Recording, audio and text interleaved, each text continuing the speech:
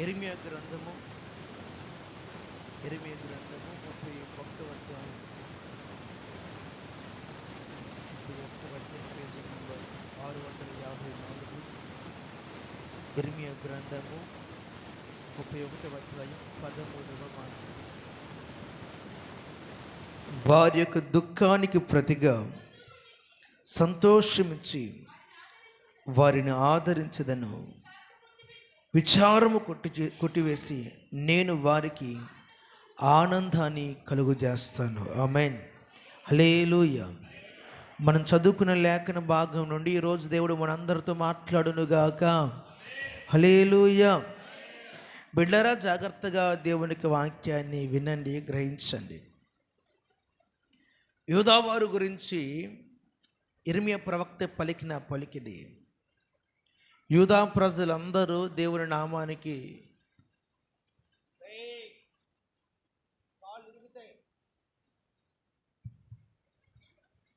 యూదా ప్రజలందరూ దేవునికి నామానికి వ్యతిరేకంగా నడుస్తూ దైవికమైన మార్గాన్ని విడిచిపెట్టి వారికి నచ్చిన పద్ధతుల్లో ఆచారాల్లో జీవిస్తున్న కాలం అది. వీరందరూ ఎవరై అంటే యూదా గోత్రికులు. ఆమేన్. ఎవరు వీళ్ళందరూ చెప్పండి? యూదా గోత్రం ఎవరిది? మాట్లాడాల. యేసు క్రీస్తు వారు పుట్టబోతున్న గోత్రం అది. ఆమేన్. దావీదు కూడా ఎవరిది? యూదా గోత్రమే. అలాంటి గనులున్న గోత్రంలో ఉన్న మనుషులు ఇప్పుడు ఎలాగున్నారయ్యా అంటే దేవునికి చాలా వ్యతిరేకంగా మారిపోయినారు.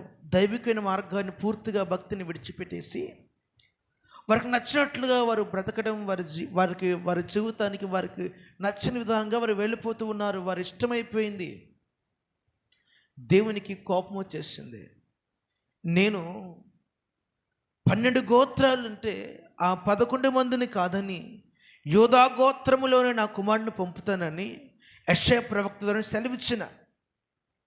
అయినా సరే వీరందరూ కూడా ఈ యూదా గోత్రికులందరూ కూడా దైవికమైన మార్గాన్ని ఎందుకు విడిచిపెట్టినారు, నన్ను ఎందుకు విడిచిపెట్టినారని తండ్రి అయిన దేవునికి కోపం వచ్చేసి వారి మీద తన కోపాన్ని రగిల్చాడండి. ఆమేన్.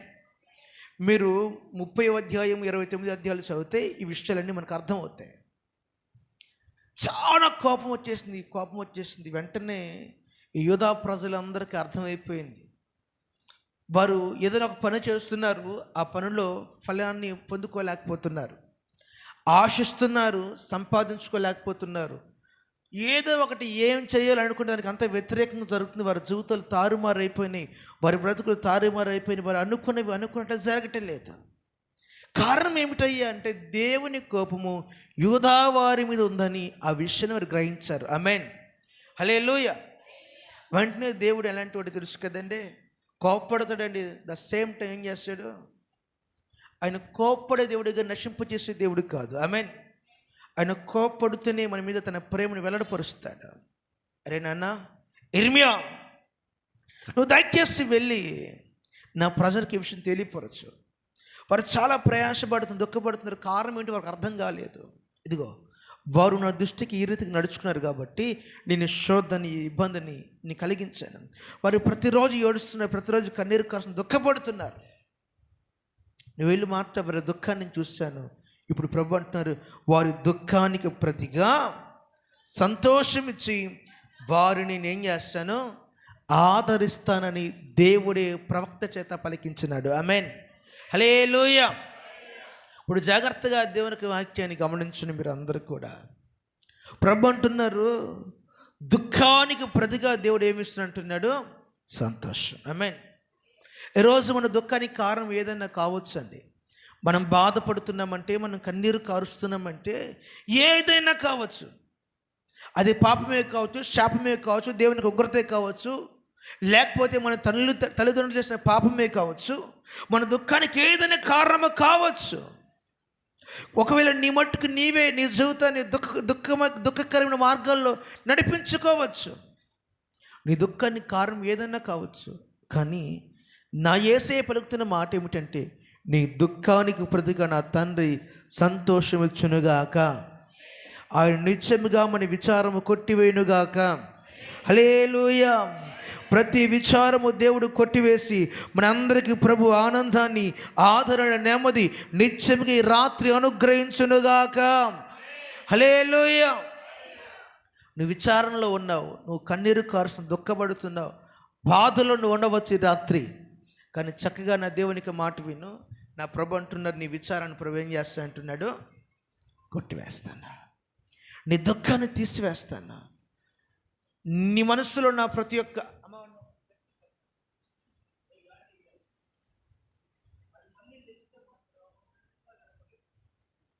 హల్లెలూయా.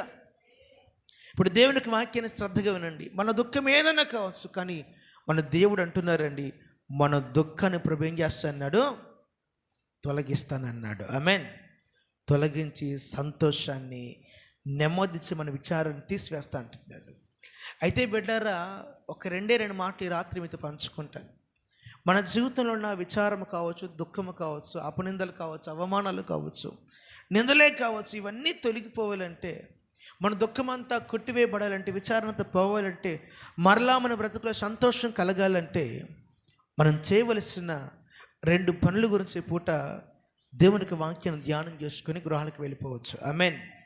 హల్లెలూయా.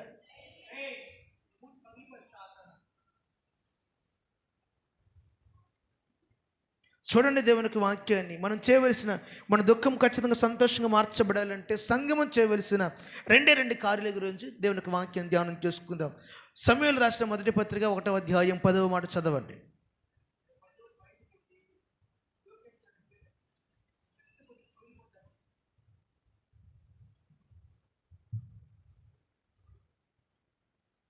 ఒకటవ అధ్యాయం 10వ మాట.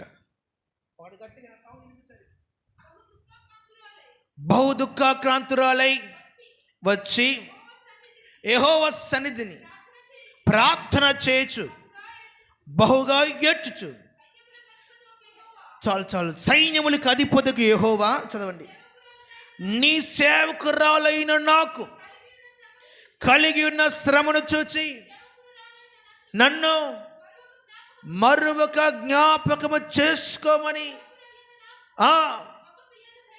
దయచేసిన ఎడల. హల్లెలూయా. ఇప్పుడు జాగ్రత్తగా దేవునికి వాక్యాన్ని గమనించండి. ఒక తల్లి దేవునికి మందిరానికి పోయిందంట. ఎక్కడికి పోయిందంట? అందరూ మాట్లాడాలి. వీళ్ళు ఏం చేస్తుందంట? ప్రారంభం ఏం చదివించాను మీకు, బహు దుఃఖాకాంతురాలై, దుఃఖంతో నిండుకున్నదై, కన్నీటిమయమైన బ్రతుకుతో, హృదయమంతా భారంతో, మనసు నిండా కన్నీళ్లతో ఆమె అలాగో దేవునికి మందిరానికి వెళ్ళిపోయింది. ఆమె పేరు ఎవరైనా చెప్తారా? గట్టిగా చెప్పండి. ఎవరు? హన్నా. ఆమేన్.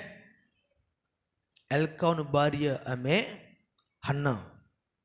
ఈమె దేవునికి సన్నిధికి ఎలాగ వెళ్ళిందంటే చెప్పండి అందరు. ఇప్పుడు సంతోషంగా వెళ్ళిందా, ఏడ్చుకుంటూ వెళ్ళిందా? మీరు మాట్లాడాలండి. అందరూ మాట్లాడవచ్చు. అసలు మనది ఏ కూటం కాదు, మౌనం కూటం కాదు, లేకపోతే మౌనంగా ఉండే దీక్షలు కూడా కాదు. హల్లెలూయా. హల్లెలూయా. ఇది మౌన వ్రతం కాదు, అంతకంటే ముఖ్యంగా. ఆమేన్. కొంతమంది వ్రతాలు చేస్తారు, మౌన వ్రతం అని. ఈరోజు ఎవరితో ఏం చేయకూడదంట? మనం మాట్లాడవచ్చు, ఖచ్చితంగా దేవుడు కనపరుస్తాడు. ఆమేన్. ఇబ్బంది ఏం లేదు ఇక్కడ. హల్లెలూయా. ఇప్పుడు దేవునికి వాక్యాన్ని శ్రద్ధగా వినండి. ఆమెకు కన్నీటితో దేవునికి సన్నిధానికి వెళ్ళింది. ఎందుకు వెళ్ళిందంటారు? అక్కడ చదివిన విషయం ఏంటంటే, ప్రభువా, నా శ్రమ నీవు ఎరిగి ఉన్నావయ్యా, నా దుఃఖం నీకు తెలుసు, నా కన్నీరు నీకు తెలుసు. ఏంటి ఆమె దుఃఖం, ఏమిటి ఆమె కన్నీరు అంటే ఆమె అడుగుతుంది, నాకు ఏం కావాలా చెప్పాలా? పిల్లలు కావాలని లేదు ఆమె. ఏం కావాలండి చెప్పండి అందరూ. నాకు ఎవరు కావాలా? వాస్తవానికి ఆమె బిడ్డల్ని అడిగి ఉంటే ఏమని అడుగుతారు ఎవరైనా? అయ్యా గర్భఫలం దయచని ప్రార్థన చేస్తారు. కానీ అన్న ప్రార్థన చాలా సపరేట్గా ఉందండి. ఆమె ఏమడుగుతుంది? చాలా క్లారిటీగా, చాలా క్లియర్ కట్గా, తనకు ఒక దర్శనం ఉంది, ఒక తీర్మానం ఉంది, ఒక తలంపు ఉంది. ఏంటి ఆమె తలంపు తెలుసా? అయ్యా నాకు మగబిడ్డను అనుగ్రహించు. ఆమేన్. ఎందుకు అడిగింది? ఇదిగోండి, ఆమె ప్రతిరోజు దేవుని యొక్క సన్నిధికి వెళ్ళే స్త్రీ ఆమె. ఏ రోజు కూడా దేవునికి మందిరం మానేది కాదు. ఏ రోజు కూడా దేవుని యొక్క సన్నిధులను బయటికి వెళ్ళేది కాదు. ప్రతిరోజు దేవుని యొక్క సన్నిధులను గడిపేది. ఇలా గడుపుతున్నప్పుడు ఆమె ఒకటి గమనించింది. ఏమిటంటే, ఆ సన్నిధానములో ఆ ఉన్న పాస్టర్ గారి పేరు ఏలియా. ఆయనకు 2 కుమారులు ఉన్నారంట. ఈ 2 కుమారులు ఏం చేస్తారంటే, తండ్రి తర్వాత సేవ చేయవలసిన వారు, తండ్రి తర్వాత పరిచర్యను భుజాన్ని మోయవలసిన వారు, తండ్రి తర్వాత ఈ భారముని భారంగా చేయవలసిన వారు లంచం పుచ్చుకొని అన్యాయంగా మాట్లాడుతున్నారంట. ఆమేన్. పూర్తిగా లంచగుండులు అయిపోయినారు. లంచం తీసుకొని న్యాయాన్ని అన్యాయంగాను, అన్యాయం న్యాయంగాను వారికి నచ్చినట్టుగా మార్చేసుకున్నారండి. ఈ ఏలి ఏమో కడవృద్ధుడైపోయినాడు, వయసు అయిపోయింది. అసలు అన్నింటికంటే బాధ ఏమిటంటే, ఇదిగోండి, దేవునికి సన్నిధిలో దీపం మారిపోతుంది. ఆమేన్. ఇప్పుడు ఆ బాధ, విచారము, దుఃఖం ఏమిటంటే, నా దేవునికి సన్నిధిలో దీపం మారడానికి వీలు లేదు. నా దేవునికి సన్నిధిలో దీపం నిత్యం వెలగాలి. ఆ దీపం వెలిగించడానికి ప్రభువా నాకు ఒక కుమారుడిని. ఎందుకో తెలుసా? దీపం ఎవరు వెలిగించాలి దేవునికి సన్నిధిలో?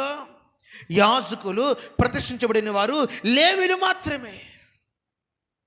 అయ్యా, ఇదిగో నేను స్త్రీని, నాకు వెలిగించిన ఆశ ఉంది, కానీ అది నా పని కాదు. ఇదిగో నువ్వు నాకు ఒక కుమారుని అనుగ్రహిస్తే వాడికి మంగళ కత్తి వేయక నీ సన్నిధిలోని పెంచుతాను. ఆమేన్ అని ఒక ప్రార్థన చేసింది. ఆ ప్రార్థన అంతా విన్న ఏలి అంటాడండి, 18 మాట ఒకసారి చదవండి ఇప్పుడు మీరు. నీ సేవకురాలైన నేను నీ దృష్టికి కృపనొందును గాక అని. తరువాత ఆ స్త్రీ తన దారిని వెళ్ళిపోయి భోజనము చేయొచ్చు నాటి నుండి దుఃఖముఖిగా ఉండుట మానును. అక్కడి నుంచి ఆమె దుఃఖం అంట వెళ్ళిపోయిందంట. ఇంకెప్పుడు ఆమె కన్నీరు కార్చలేదంట, ఇంకెప్పుడు దుఃఖపడలేదంట. ఆమేన్. ఫస్ట్ ఎలా వచ్చింది సందుకి? మాట్లాడాలా? కన్నీటితో వచ్చింది, దుఃఖంతో వచ్చింది, మనసంతా భారంతో వచ్చింది. కానీ వెళ్ళేటప్పుడు ఎలాగెళ్ళింది తెలుసా? దుఃఖ విముఖురాలుగా వెళ్ళింది. ఆమేన్. దుఃఖమంతా దేవునికి మందిరంలో విడిచిపెట్టేసి ప్రశాంతమైన మనసుతో వెళ్ళింది. ఆమేన్. మీరు మాటలు విన్నారా? ఒకవేళ మీరు దేవునికి వాక్యం బాగా ఎరిగిన వారైతే 16-17 వచనాలు కూడా చదవనక ఏలి అంటాడు, అమ్మా దేవుని ప్రార్థన ఏం చేశాడు? ఆలకించాడు అంటాడు. ఆమేన్. ఆ భారం ఏంటంటే, సేవకుడు పరిచర్య చేయకపోతున్నాడు. అయ్యా మందిరంలో దీపం వెలిగించేవారు లేరు. అయ్యా శిలోములో దేవునికి సంఘములో ఆ మందిరం పరిచర్య చేయడానికి ఎవరూ లేరు. అయ్యా అందరూ తమ తమ పనిలో పనిపాట్లు నిమగ్నమైపోయారు. కానీ మందిరంలో దీపం ప్రతి వెలిగించే ఒక్క కుమారుడు కావాలి, నువ్వు నాకు అనుగ్రహిస్తే వాడిని దేవునికి మందిరంలో పెడతానంది. ఆమేన్. నేను వినండి ఇప్పుడు బిడ్డలారా, మనం చదువుకుని ఇందాకే మన దుఃఖానికి ప్రభు ఏం చేస్తానన్నాడు? సంతోషం అనుగ్రహిస్తానండి. ఇప్పుడు ఈమె అన్న దుఃఖానికి ప్రతిగా దేవుడు సంతోషం అనుగ్రహించినాడు. ఆమేన్. శ్రేష్టమైన వాగ్దాన పుత్రుడైన సమూయేలును పొందుకుంది. ఆమేన్. ఇప్పుడు దేవునికి వాక్యం గమనించలేదు. ఏం జరిగింది? ఆమె దుఃఖం ఎందుకు తొలగిపోయిందంటే ఒకే ఒక మాట. హన్నా కలిగిన గొప్ప కృప ఏంటంటే, అన్నా చేసిన పని ఏంటంటే, ఆమెకి ఏ సమస్య వచ్చినా సరే దేవునికి సన్నిధికి వెళ్ళేది. ఆమేన్. ఎక్కడికి పారిపోయేది కాదండి. సన్నిధిలో ఏం జరుగుతుందో, మందిరంలో ఎలాంటి అవసరతలు ఉన్నాయో, మందిరానికి ఏమి కావాలో అన్న గుర్తించింది. ఆమేన్. ఇప్పుడు నేను ఒకటే అంటే, మన దుఃఖము సంతోషంగా మార్చబడాలంటే మందిరంలో ఉన్న బిడ్డలారా మీరు అందరూ గుర్తించండి, మనందరికీ దైవిక సన్నిధికి అనుభవం అవసరం. హన్న దేవునికి సన్నిధి అనుభవం కలిగిన స్త్రీ. ఆమె దేవునికి సముఖంలో, దేవునికి సన్నిధిలోనే జీవించింది తప్ప మరి ఎక్కడ ఎక్కువ బ్రతకలేదండి. ఆమెకు మనసు బాగలేకపోతే దేవుని సన్నిధికి వెళ్ళేది. కన్నీరు కాడడానికి ఒకవేళ స్థలం ఏది లేకపోతే మందిరానికి వెళ్ళి ఏడ్చేది. ఏదైనా తన హృదయంలో ఉన్న బాధంతో చెప్పుకోవాలంటే ప్రభుత్వం మాట్లాడిన సన్నిధిలోని సంధి అంత ఆమె కోరుకుంది దేవునికి సన్నిధి మాత్రమే. ఆ కుమారుడు ఎక్కడ పెడతానో చెప్పండి? మాట్లాడాలా? సన్నిధిలోనే అంటుంది. ఆమేన్. అవి మందిరాలు విడిచిపెడతానయ్యా అంటే నీ దుఃఖము సంతోషంగా మార్చబడాలి. ఈ రాత్రి దేవునికి సన్నిధి అనే అనుభవం నీకు ఉండాలి. ఆమేన్. మన దుఃఖమంతా ప్రభు సంతోషంగా మార్చని ఆశపడుతున్నారు. అయితే దేవుని సన్నిధి అనే అనుభవాన్ని నువ్వు కలిగి ఉండు. ఎప్పుడు చూసిన పద్దాక నీ కుటుంబమే, నీ గుడారమే, నీ బిడల్లే, నీ వ్యవహార శైలి అనుకుంటే ఎలా? దైవిక సన్నిధికి అనుభవాన్ని నువ్వు కలిగి ఉన్నావా? ఆయన సన్నిధి సకల ఆశీర్వాదాలు కేంద్ర నిధి కదా. ఆయన సన్నిధిలోండి ప్రభు మాట్లాడతారు కదా. ఆయన సన్నిధిలోండి ప్రభు ఆశీర్వదిస్తారు కదా. ఆయన సన్నిధి కదా మనకు సమస్తానికి నిధి. అదొక గొప్ప ధననిధి కదా. ఏమండి, ఆ గనిని మనం ఎందుకు నిర్లక్ష్యపరుస్తున్నాం? ఈరోజు నా ప్రియమైన సంఘమై బిడ్డలారా గుర్తించండి, నీవు నీ కుటుంబంలో దేవుడు క్షేమం అనుగ్రహించినట్లుగా, మహిమను అనుగ్రహించినట్లుగా దైవిక సన్నిధికి అనుభవాన్ని మీరు కలిగి ఉండండి. ఆమేన్. అటు అనుభవం దేవుడు మనందరికి నేర్పునుగాక. నీకు ఇప్పుడు బాధ కలిగిన మందిరానికి పరిగెట్టాలి. ఆమేన్. సంతోషం కలిగిన మందిరానికి పరిగెట్టాలా. లెగిస్తే మందిరంలో ఉండాలి. పరిచర్య, పని, భారము, ప్రతిదీ సన్నిధిలో ఏమైతే లోపం ఉందో ఆ లోపాన్ని గుర్తించి ఆ లోపం కొరకు ప్రార్థించే బిడ్డలుగా మనం మారాలి. ఆమేన్. అదే దైవిక సన్నిధి అంటే. ఆమేన్. దేవుని సన్నిధి అనుభవం అంటే ఏంటి? దేవుని సన్నిధి ఎక్కువ ఉండడం కాదండి. సన్నిధిలో ఏం అవసరం ఉందో, ఏ లోపం ఉందో ఆ లోపం కొరకు దేవుని వద్ద విచారణ చేయడం. ఆ సన్నిధి అనుభవం మనం కలిగి ఉండాలి. మీరు దేవునికి సన్నిధిలో నిందారహితంగా బ్రతికితే తప్ప, దేవునికి సన్నిధి అనుభవం లేకుండా మనం బ్రతికేస్తే మన దుఃఖంగానే మిగిలిపోతుంది. ఈ రాత్రి నీ దుఃఖం ఖచ్చితంగా సంతోషంగా మార్చబడాలంటే దేవుని సన్నిధి అనుభవాన్ని కలిగి ఉండండి. ఆమేన్. హన్న దేవుని సన్నిధి అనే అనుభవాన్ని కలిగి ఉంది. ఆ దేవుని సన్నిధి అనుభవంలోనే ఆమె ఖచ్చితంగా జవాబు కూడా పొందుకు బయటికి వెళ్ళింది. దుఃఖాక్రాంతురాలుగా వచ్చింది, దుఃఖ విముక్తురాలుగా బయటికి వెళ్ళింది. ఆమేన్. నువ్వు కన్నీటితో రావచ్చు, ఆ కన్నీటి ఇక్కడే విడిచిపెట్టి బయటికి వెళ్ళే కృప దేవుడు ఈ రాత్రి మనకు అనుగ్రహించునుగాక. హల్లెలూయా, హల్లెలూయా. మరొక మాట మీకు జ్ఞాపకం చేస్తాను. ఎస్తేరు గ్రంథము 9వ అధ్యాయము. ఎస్తేరు గ్రంథము 9వ అధ్యాయము 21వ మాట చదవండి ఒకసారి.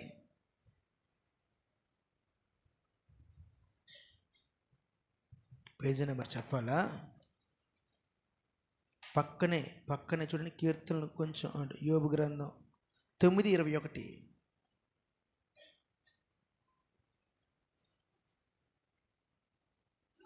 యూదులు తమ పగవారి చేత బాధపడక నెమ్మది పొందిన దినములేందో వారి దుఃఖము పోయి సంతోషం వచ్చిన నెలని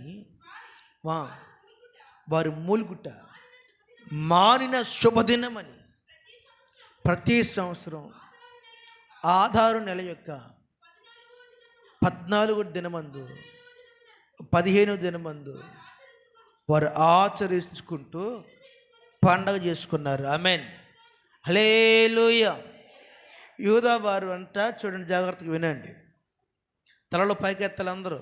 హలో, మనం కూడా ఏం చేస్తాం? ఇప్పుడు పండగ చేసుకుంటామా? మొన్న ఈ December 25 ఏం చేసాం అందరం? చెప్పండి. పండగ చేశారు. ఎందుకు చేశారు పండగ? ఎవరిదన్నా నా పుట్టినరోజు? వాక్యమే శరీరధారి మన మధ్య వచ్చి ఉన్నాడని ఎరిగి గుర్తించి, ఆయన రక్షకుడని, మనల్ని రక్షించబడని, ఆయన రాకపోతే మనకు రక్షణ లేదని, మా భారము మా బంధకాల నుండి ఆయన విడిపించిన సమర్థుడని, సామర్థ్యం కలిగిన వాడిని, ఆయన ఖచ్చితంగా వచ్చి మన దేవుని దగ్గర సమాధాన పరుస్తాడని, దేవునికి సముఖం ఆయన నిలపగలుగుతాడని తెలిసి ఆయన వచ్చినందుకు మనం అందరం ఏం చేసినాము? మనల్ని విడిపించిన ఒక నాయకుడు వచ్చాడని మనం ఏం చేసాం? ఆ రోజు పండగ చేసుకున్నారు కదా. చేసుకున్నారు లేదా? అలాగే యూదావారిలో కూడా ఒక పండగ చేసుకుంటున్నారంట. వారు 14-15 తారీఖులో, ఆ నెల ఏ నెల? అది ఆతారు నెల అంట. హిబ్రీ మనకు అంత ఎక్కువ రాదు నాకైతే. ఒకవేళ మీకు వస్తే చెప్పండి. మీకేం వచ్చే తెలుసా హిబ్రీ భాష ఏమన్నా? నేను అప్పుడప్పుడు బాధపడుతుంది బైబిల్ గురించి.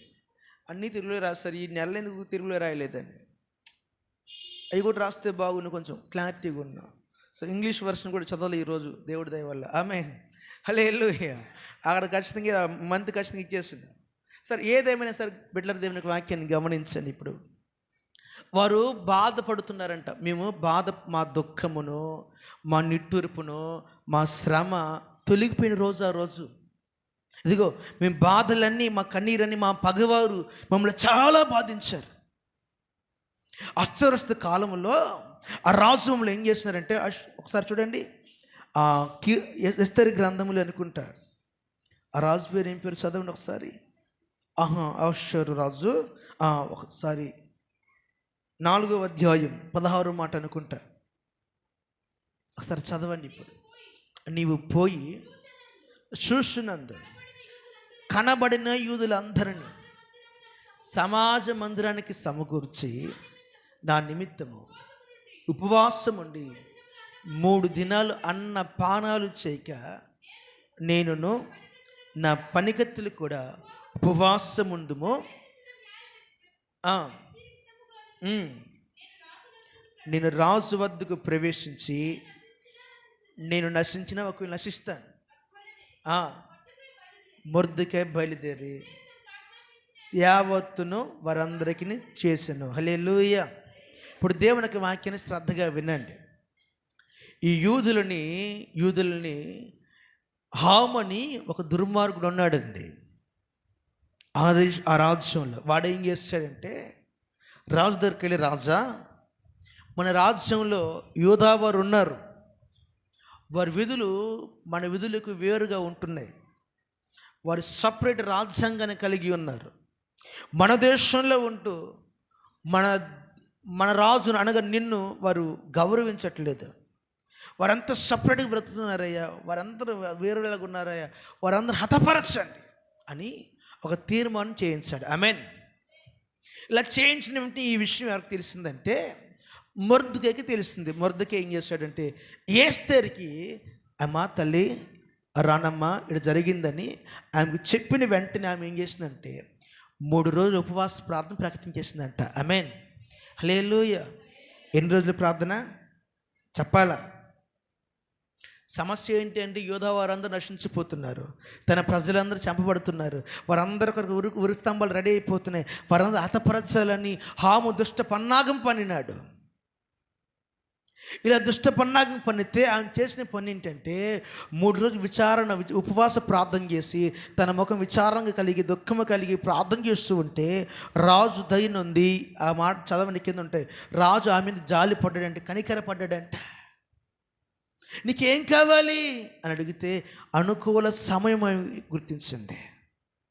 వెంటనే చెబుతుందయ్యా, నా ప్రజల్ని రక్షించుకోవాలా, నా ప్రజలను కాపాడుకోవాలా, నా ప్రజలు నశించిపోతున్నారు, వారి మీద ఉన్న ఆ రాజుదనం తీసివేసి హాము చేసిన ప్రతి దుష్ట పన్నాగాలన్నీ రాజుకు తెలియపరిచింది. ఆమేన్. మీరు కావాలంటే 4వ అధ్యాయం చివరి వరకు చదవండి, 5వ అధ్యాయం కూడా చదవండి. ఒకసారి మీరు ఆహును కానీ పిలిపిస్తే, పలానా రోజు రేపు పిలిపించండి, రేపు చెప్తానండి. ఆమేన్. చెప్పిందండి, ఇట్లా చేసినాడు అయ్యా ఈయన, యూదా వారందరూ హతపరచాలని మీకు తెలియకుండానే ఒక తీర్మానం జరిగించినాడు అని. నా బిడ్డారు ఇప్పుడు దేవుని ఒక శ్రద్ధగా వినండి. మనం 9వ అధ్యాయం 21లో చదువుకున్నామే, ఆ మాటకి ఈ మాటకి ఇంచుమించుకు మధ్యలో చాలా గ్యాప్ ఉంది. ఒక మరణదండకం వచ్చేసిందండి, ఈ జాతి వారందరినీ రాజు చంపమన్నారని. ఆమేన్. మీ ప్రాణాలు కాపాడుకోవాలంటే, ఈ దేశంలో ఉండాలంటే మేము చెప్పినట్టు వినండి, లేకపోతే మిమ్మల్ని అందరూ చంపేస్తామని రాజు ఒక తీర్మానాన్ని పంపించేశాడు. ఈ విషయం తెలిసిన అందరూ భయపడిపోయినారు, దుఃఖపడిపోయినారంట, చాలా బాధపడిపోతున్నారు, కన్నీరు కారుస్తున్నారు, ప్రభువా మమ్మల్ని రక్షించయ్యా అని. వారందరూ 3 రోజులు ఉపవాస ప్రార్థన చేసినారు. ఆమేన్. దేని కొరకు తెలుసా? వారి యొక్క దుఃఖము సంతోషంగా మార్చబడ్డానికి. ఆమేన్. ఇప్పుడు నీ దుఃఖము సంతోషంగా మార్చబడాలంటే మన అందరి జీవితంలో వ్యక్తిగత ప్రార్థన అనుభవం అవసరం. ఆమేన్. ప్రార్థన లేకపోతే నీ దుఃఖముగానే మిగిలిపోతుంది. ప్రార్థన లేకపోతే నీ జీవితం సంతోషం కలగదు. ప్రార్థన లేకపోతే నువ్వు ఆ దుఃఖం నుండి బయటికి రాలేవు. వారందరూ 3 దినాలు ఉపవాస ప్రార్థన ఆచరించినారు. నీ హృదయంలో ఎంత భారం ఉన్నా, ఎంత దుఃఖం ఉన్నా, దేవునికి సన్నిధిలో నువ్వు ప్రార్థించాలి కదా. నువ్వు వ్యక్తిగత ప్రార్థన అనుభవాన్ని కలిగి ఉన్నావా లేదా? అది కూడా మర్చిపోయినావా? ఈ సంవత్సరం చివరిలో మనం ఉన్నాం. మహా అయితే 4-5 రోజులు ఈ సంవత్సరం గడిచిపోతుంది. వ్యక్తిగత ప్రార్థన అనుభవం లేకపోతే నీ జీవితంలో ఖచ్చితంగా నీ దుఃఖం అలాగనే ఉండిపోతుంది. ఆమేన్. ఒక నూతన అనుభవంలోకి నువ్వు వెళ్ళాలంటే, నూతన అనుభవంలో నువ్వు జీవించాలంటే ఈ రాత్రి నీ జీవితంలో ఒక నూతన అధ్యాయానికి నాంది లేపాలి. ప్రార్థన జీవితం ప్రారంభం కావాలి. ఎక్కువగా ప్రార్థించాలి. ఆమేన్. ఎస్తేర్ 3 దినాలు ఉపవాస ప్రార్థన చెప్పిన వెంటనే రాణితో పాటు ఆయన పన్నుకత్తులందరూ ఏం చేశారంట? ఉపవాసం అన్నారు. ఆమేన్. Whole fasting prayers. మనకు ఆశీర్వాదం కొట్టాలంటే ఆశతో ఉపవాస ప్రార్థన అంటే నీరసం. ఏం చేయమంటారు? ఉపవాస ప్రార్థన అంటే ఏమైపోద్ది చెప్పండి? నీరసాలు వచ్చేస్తాయి కదండి. ఆడలకు మగవాళ్ళకి కాళ్ళు చేతులు పీకెత్తాయి కదండి. కానీ ఆ ప్రార్థనలోనే మన దుఃఖం తొలగిపోతుందంట. ఆమేన్. ఆనంద క్రిస్మస్లో ఏం మన దుఃఖం పోదు. ఆమేన్. ఒకవేళ 5 నిమిషాలు సంతోషపడిన ఇంటికి నా దుఃఖం ఖచ్చితంగా ఆ బాధను అలాగే లీడ్ చేస్తూ ఉండాలి, కొనసాగిస్తూ ఉండాలి. కానీ దేవుని యొక్క సముఖంలో, దేవుని యొక్క సన్నిధానంలో మనం దుఃఖపడుతూ ప్రార్థిస్తూ ఉపవాసం ఉండి కన్నీరు కారిస్తే దేవుడు ఖచ్చితంగా మన సమస్యకు ఆయన పరిష్కార మార్గం చూపగలుగుతారు. ఆమేన్. మన దుఃఖాన్ని తొలగించి మన విచారాన్ని కొట్టివేసి సంతోషాన్ని ప్రభు అనుగ్రహిస్తాడు. ఆమేన్. హల్లెలూయా. దుఃఖము పోవాలంటే ప్రతి ఒక్కరు కూడా వ్యక్తిగత ప్రార్థన అనుభవాన్ని కలిగి ఉండాలి. ఎస్తేర్కి ఏం చేయలేదండి. ఆమె ఉపవాస ప్రార్థన మాత్రం చేసింది. తన దేశ ప్రజలందరినీ ఆమె కాపాడుకుంది. తన జాతిని అంతని కాపాడుకుంది. ఈరోజు నీ కుటుంబాన్ని నాశనం చేయాలని, నీ బిడ్డల భవిష్యత్తును నెమ్మది లేకుండా చేయాలని సాతానుడు పన్నాగలు పన్నుతున్నాడు. ఈడు హాము లాంటి దుష్టుడే. ఆ దుష్టుతో హాములోకి వచ్చేసింది. ఇప్పుడు నీ బిడ్డలు కాపాడబడినట్లుగా, సంఘము కాపాడబడినట్లుగా, నీవు కాపాడబడినట్లుగా, నీ సమూహం రక్షించబడినట్లుగా ఈ పూట నువ్వు ఖచ్చితంగా వ్యక్తిగత ప్రార్థనను కలిగి ఉండు. దేవుడు ఖచ్చితంగా నిన్ను, నీ కుటుంబాన్ని కాపాడగలుగుతారు. ఆమేన్. అటు ఉన్నతమైన కృప దేవుడు మనందరికీ అనుగ్రహించునుగాక. అటు ప్రార్థనాత్మ దేవుడు మనకు దయచేయునుగాక. హల్లెలూయా. ఒకవేళ వ్యక్తిగత ప్రార్థన లేకపోతే ఖచ్చితంగా పడిపోతా. ఎంత ప్రార్థన చేస్తే అంత శక్తిని పొందుకుంటాం. ఎంత ప్రార్థన చేస్తే అంత మహిమను చూస్తాం. ఎంత ప్రార్థన చేస్తే అంత పరిశుద్ధంగా బ్రతకగలుగుతాం. ఎంత ఎక్కువగా ప్రార్థిస్తే, ఎంత ఎక్కువ విజ్ఞాపనం చేస్తే అంత దేవునికి దగ్గర కావగలుగుతాం. ప్రార్థన దేవునికి దగ్గర చేస్తుంది. ఆమేన్. ఆ ప్రార్థన మనలో లోపిస్తే కష్టం. అందుకని ఈ రాత్రి మనం అందరము కూడా మరి ఎక్కువగా ఒక నూతన ఆత్మను పొందుకుందుముగాక. దేవుడి అట్టాత్మ మనకు దయచేయునుగాక. హల్లెలూయా. ఎప్పుడైతే ఉపవాస ప్రార్థన చేశారో వారి విచారం ఏమైపోయిందంట? కొట్టివేయబడింది. 9:21 ఇప్పుడు చదవని మంచిగా. యూదులు పగవారి చేత నెమ్మది పొందిన దినంలో జ్ఞాపకం చేసుకొని దుఃఖం పోయి, హల్లెలూయా, వారి దుఃఖం పోయింది, సంతోషం వచ్చింది. పగవారు పన్నిన ప్రతి పన్నాగాలు విచ్ఛిన్నమైపోయినాయి. వారు ఇప్పుడు సంతోషపడుతున్న కారణం ఒకటే, ఉపవాస ప్రార్థన. ఆమేన్. అటు ప్రార్థన అనుభవం మనం ఎవరైతే కలిగి ఉంటారో వారి జీవితంలో ఉన్న దుఃఖము కూడా, వారి జీవితంలో ఉన్న ఆ యొక్క దుఃఖకరమైన పరిస్థితులను కూడా దేవుడు సంతోషకరంగా మార్చివేస్తాడు. ఆమేన్. అటు కృప, అటు అనుభవం దేవుడు మనందరికీ నేర్పి బలపరిస్థిరపరచునుగాక. అటు ఆశీర్వాద దేవుడు మనకు దయచేయునుగాక. హల్లెలూయా. 2 మాటలు చెప్పాను మీకు. నీ దుఃఖం సంతోషంగా మార్చబడాలంటే